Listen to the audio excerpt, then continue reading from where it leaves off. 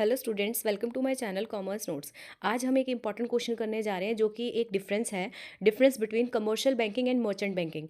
जैसे कि आपको पता है कि हमारे कॉलेज एग्जाम में या फिर हमारे को जहाँ भी ये टॉपिक हो, ये डिफरेंस देखने को मिलता है। तो अगर ये ऐसा क्वेश्चन आ जाए तो उसे कैसे अटैम्प्ट करना है वो भी देखते हुए चलेंगे और इसका मीनिंग भी समझते हुए चलेंगे। तो जैसा आप देख रहे हैं कि ये डिफरेंस है। डिफरेंस जब भी आता है तो उसको एक्सप्लेन करने से पहले आपको इन दोनों का सेपरेट मीनिंग देना होता है। देन आपको फिर डिफरेंस देना होता है। आफ्टर दैट आपको एक समरी देनी होती है। डिफरेंस का क्वेश्चन अटेम्प्ट करने का यही क्या होता है, पैटर्न होता है। तो बिफोर स्टार्टिंग द डिफरेंस हमको क्या करना पड़ेगा, इसका मीनिंग देखना पड़ेगा।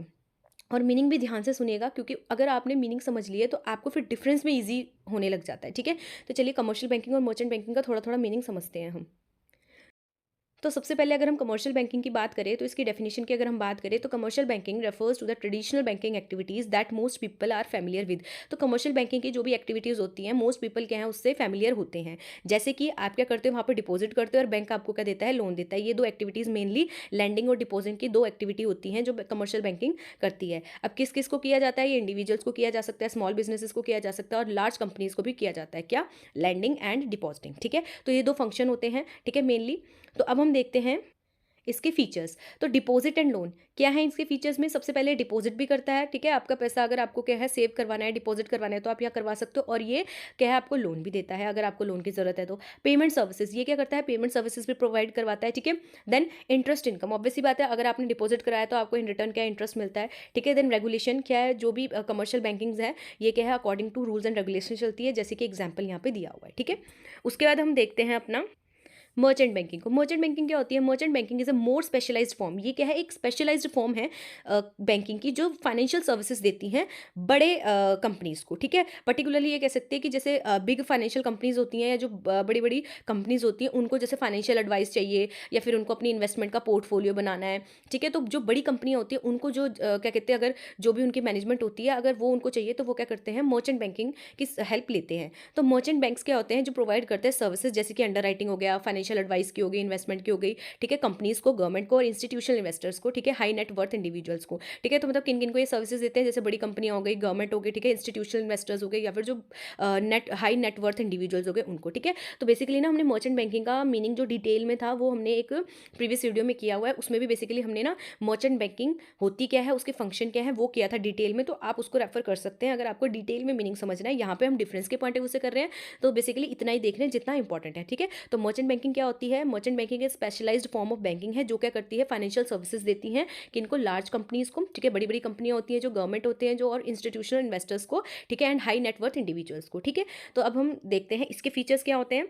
तो एडवाइजरी सर्विसेज होती है, ऑब्वियसली बात है, ये क्या है, जो मर्चेंट बैंकिंग होती है ये क्या है, एडवाइजरी सर्विसेज देती है। ठीक है, देन अंडर राइटिंग करवाती है, फिर प्रोजेक्ट फाइनेंसिंग भी करवाती है, सिक्योरिटी ट्रेडिंग भी करवाती है, एंड इसका एग्जांपल है। ठीक है, तो ये ना हमने उस वीडियो में डिस्कस किया है। यहाँ पे सिर्फ मैंने थोड़े से फीचर्स आपको इसीलिए इसमें शो किए हैं कि अगर आपको मतलब ये क्वेश्चन आए तो आपको उसको लिखने हैं ये सिर्फ। ठीक है, एक्सप्लेनेशन नहीं होगी इसकी, क्योंकि एक्सप्लेनेशन नहीं पूछी है ना आपसे, आपसे डिफरेंस पूछा है, तो आपको सिर्फ मीनिंग एंड उसके फीचर्स लिखने होते हैं वहाँ पे। ठीक है, अब हम मेन आ जाते हैं अपने कमर्शियल बैंकिंग मर्चेंट बैंकिंग में। ठीक है, तो देखो प्राइमरी फोकस, मेन फोकस किसका है, कमर्शियल बैंक में किसका मेन फोकस इनका किस में है, traditional banking services to general public, general public को और बिजनेसेस को क्या है अपनी सर्विसेज देना। पर जो मर्चेंट बैंकिंग है उसमें ऑफर किया जाता है एक स्पेशलाइज्ड फाइनेंशियल सर्विसेज, जो कि है कंपनीज को दिया जाता है, गवर्नमेंट को दिया जाता है और हाई नेट वर्थ इंडिविजुअल्स को दिया जाता है। ठीक है, देन कस्टमर बेस की बात करें तो कमर्शियल बैंकिंग में जो कस्टमर बेस है वो कौन है, जनरल पब्लिक है, स्मॉल बिजनेसेस है और कॉर्पोरेशन है। ठीक है, पर मर्चेंट बैंकिंग में बात करें तो इनका कस्टमर बेस क्या है, कॉर्पोरेशन हो गई, गवर्नमेंट हो गई, इंस्टीट्यूशनल इन्वेस्टर्स हो गए और हाई नेट वर्थ इंडिविजुअल्स हो गए।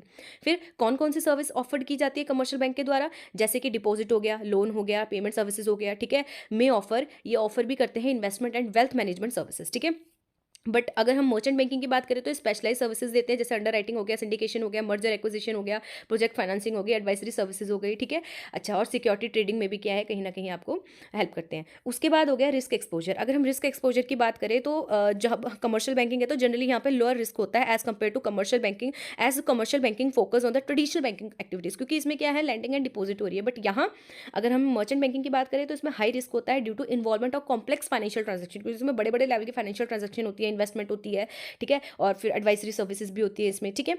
देन उसके बाद अगर हम रेगुलेशन की बात करें तो जो कमर्शियल बैंकिंग है वो subject to strict banking rules है, बैंकिंग रूल्स रेगुलेशंस के अकॉर्डिंग चलती है। और अगर हम मर्चेंट बैंकिंग की बात करें तो regulated but with more flexibility, इसको भी रेगुलेट किया जाता है बट मोर फ्लेक्सिबिलिटी के साथ, क्योंकि ये डील करती है क्या कहते हैं, वही ये कह सकते हैं एक स्पेशलाइज सर्विसेज हो गई ना इनकी। देन कैपिटल रिक्वायरमेंट की बात करें तो हाई कैपिटल रिक्वायरमेंट की जरूरत होती है, ठीक है, ताकि फाइनेंशियल स्टेबिलिटी बनी रहे कमर्शियल बैंक में। अगर हम देखें कैपिटल रिक्वायरमेंट तो हायर कैपिटल रिक्वायरमेंट की क्या है, ज़रूरत है। बट अगर हम इसकी बात करें तो कैपिटल रिक्वायरमेंट में वेरी, इसमें क्या है, वेरी करेगी, ठीक है, रेंज ऑफ ये देखा जाएगा ना कि किस टाइप की सर्विसेज प्रोवाइड करवाई जा रही हैं, ठीक है, उसमें कितनी कॉम्प्लेक्सिटीज़ है, उस बेसिस पे डिसाइड किया जाता है कितनी कैपिटल रिक्वायरमेंट है।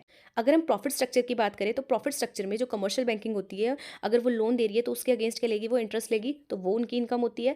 उन्होंने अगर कोई फीस चार्ज की है वो उनकी इनकम होती है, और अगर उन्होंने कोई सर्विस प्रोवाइड की है उसके अगेंस्ट कोई क्या है चार्जेस लिए हैं तो वो सर्विस चार्जेस में काउंट होते हैं, तो वो क्या है, इनका प्रॉफिट स्ट्रक्चर होता है। अगर मर्चेंट बैंकिंग की बात करें तो ये अर्न करते हैं फीस एंड कमीशन, ठीक है। उसके बाद अगर हम एग्जाम्पल देखें तो एग्जाम्पल दे रखे हैं, तो ये हमारा था डिफरेंस बेसिकली, जिसमें हमने क्या है कमर्शियल बैंकिंग और मर्चेंट बैंकिंग का क्या था डिफरेंस देखा था। डिटेल वीडियो के लिए सेपरेट वीडियोस के हैं चैनल में हैं, आप उसको चेकआउट कर सकते हैं। अगर वीडियो पसंद आई हो तो लाइक शेयर सब्सक्राइब जरूर करें, और टेलीग्राम का लिंक डिस्क्रिप्शन में है, उसको ज्वाइन कर लें क्योंकि ये PDF वहाँ पे सेंड होती है। Thank you.